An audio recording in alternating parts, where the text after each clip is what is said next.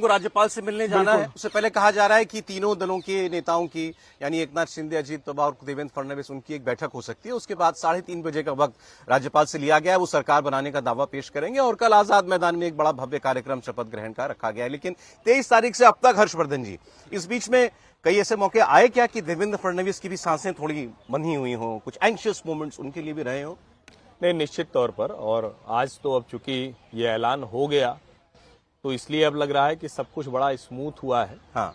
लेकिन भारतीय जनता पार्टी में इस तरह का शायद पहला ये उदाहरण होगा कि भारतीय जनता पार्टी के भीतर से ही एक वर्ग था जिसने देवेंद्र फडणवीस के खिलाफ पूरा माहौल बनाया।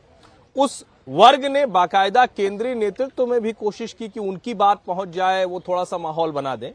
एकनाथ शिंदे को उस वर्ग ने हवा भरने का काम किया था। बीजेपी के उस सेक्शन ने, उसी वर्ग ने यह अफवाह फैलाई कि मराठा नाराज हो जाएगा, फलाना नाराज हो जाएगा।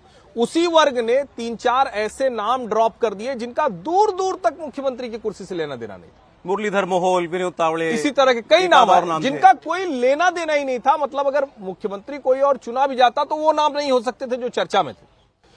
2 से 3 दिन बाकायदा महाराष्ट्र से लेकर दिल्ली तक तनाव की स्थिति रही। लेकिन जो बात हम लोग लगातार कहानी कुर्सी की में चर्चा करते रहे कि नरेंद्र मोदी और मोहन राव भागवत यानी प्रधानमंत्री और सरसंघ चालक, वो दो के दोनों देवेंद्र फडणवीस पर पूरी तरह से एकमत है। और एक लाइन में हमेशा कहता रहा, तो कई बार ये भी होता है कि और भी स्वयंसेवक है, लेकिन मैं कहता था कि संघ के शताब्दी वर्ष में गणवेशधारी स्वयंसेवक मुख्यमंत्री बनेगा। अब 2 ही लोग हैं जो गणवेश में इस अवस्था में भी पहुंचते हैं, एक है नितिन गडकरी और दूसरे हैं देवेंद्र फडणवीस। नितिन जी उससे पूरी तरह से बाहर चले गए। और महाराष्ट्र की राजनीति में कम लोग ये जानते हैं कि नितिन गडकरी और देवेंद्र फडणवीस एक समय में तो गुरु शिष्य जैसा रिश्ता रहा, फिर बीच में थोड़ी खटास आई। पिछले कुछ समय में फिर से दोनों एक साथ मिलकर काम करते रहे। और एक बड़ी रोचक बात मुझे पता चली कि इस बार नितिन गडकरी ने जहां जहां प्रचार किया, वो प्रचार देवेंद्र फडणवीस के कहने पर उन्हीं सीटों पर हो गए।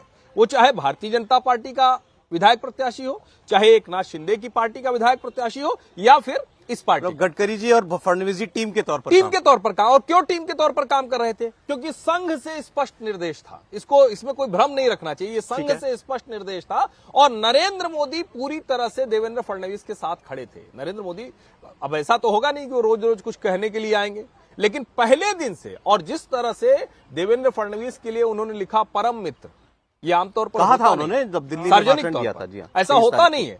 तो वो परम मित्र लिखा और देवेंद्र फडणवीस ने उसको जिसको कहते हैं ना कि लव वाली स्माइली बनाते हुए उसको शेयर किया था।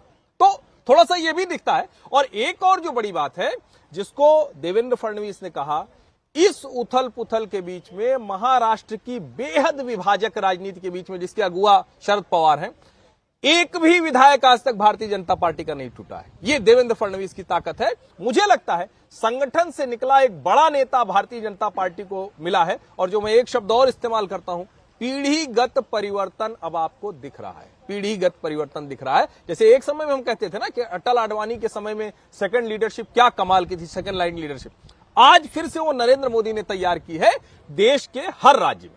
विजय जी, अब बीजेपी ने अपने मैंडेट के अनुरूप अपने नेता को मुख्यमंत्री बनवाने के लिए मना तो सबको लिया, लेकिन इस 10 दिन ने यह भी दिखाया कि सब कुछ इतना आसान नहीं था। शिंदे साहब की महत्वाकांक्षा वगैरह जिस तरीके से खुलकर सामने आई, नाराजगियां उन्होंने खुलकर प्रकट नहीं की लेकिन इशारों में कर दी। अब यहां से सरकार चलाना क्या इतना आसान या मुश्किल होने वाला है देवेंद्र फडणवीस के लिए? देखिए, 2 बातें हैं।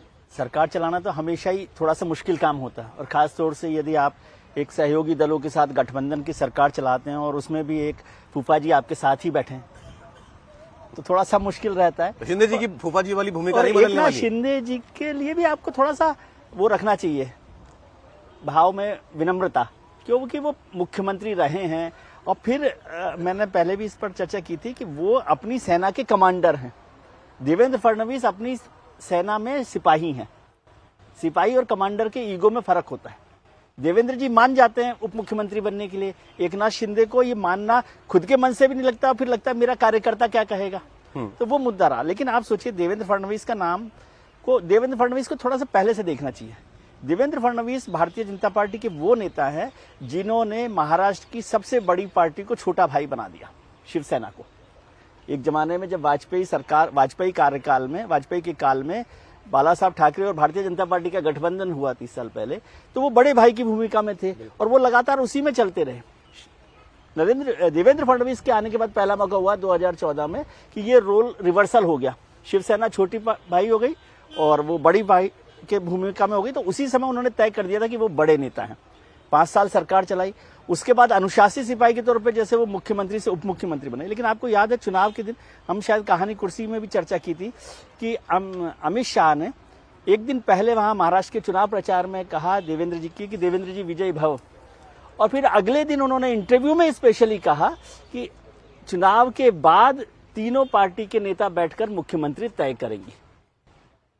उसका मतलब ये मैसेज साफ था कि भाई एकनाथ शिंदे मुख्यमंत्री नहीं होंगे, भारतीय जनता पार्टी का मुख्यमंत्री होगा। ये मैसेज उस समय ही दे दिया, लगातार चल रहा है। मैं हर्ष जी की इस बात से सहमत हूं कि ये पहला, मैं लेकिन इस बात से सहमत नहीं, ये पहला, ये दूसरा मौका है जब दिल्ली में भारतीय जनता पार्टी के जो सो कॉल्ड बड़े नेता हैं उनको झटका लगा होगा कि उनकी जो एक्सरसाइज होती है पार्टी के अंदर कुछ कुछ करने की, उसको कामयाबी नहीं मिली। पहला मौका था 2022 में जब केशव मौर्य जी को हवा दी गई, फिर 23 में भी योगी आदित्यनाथ के खिलाफ, और अभी पूरे के पूरे में इसमें एकनाथ शिंदे को भी ताकत भारतीय जनता पार्टी के कुछ वरिष्ठ नेताओं से मिली थी, जो वो इसमें नाराज चल रहे थे। मुझे लगता है अब तबीयत ठीक होगी, सलाइन वगैरह कुछ ले लिया है। समीर जी ज्यादा बता सकते हैं कि, लेकिन टाइम देखिए बैठक में आते हैं कि नहीं आते, आज आना तो थोड़ा सा होगा, लेकिन कोशिश करनी चाहिए भारतीय जनता पार्टी को कि एकनाथ शिंदे जी को उप मुख्यमंत्री जरूर बना ले, क्योंकि वो सरकार में रहेंगे। इसको लेकर अब क्लैरिटी है, कोई भ्रम नहीं है, एकनाथ शिंदे बनने जा रहे हैं, तैयार हो गए। बिल्कुल बिल्कुल, एकनाथ शिंदे भी मुख्यमंत्री बन रहे हैं। अजित पवार तो घोषणा कर ही दिए कि कल शपथ ग्रहण होगा, और उन्होंने बहुत स्पष्ट कहा था कि मुख्यमंत्री और 2 उप मुख्यमंत्री कल शपथ ग्रहण लेंगे, बाकी कैबिनेट का नहीं हुआ। ये अजित पवार का कल बयान था। और देखिए आज एक विशेष जरूर बात रही है आज की शपथ ग्रहण में। मुझे लगता नहीं कि शायद कभी भारतीय जनता पार्टी के विधायक दल का इस तरीके से लाइव टेलीकास्ट हुआ था कभी भी। अगर आप राजस्थान का देंगे तो राजस्थान में जब विधायक दल की बैठक हुई तो इस तरीके से लाइव टेलीकास्ट नहीं था।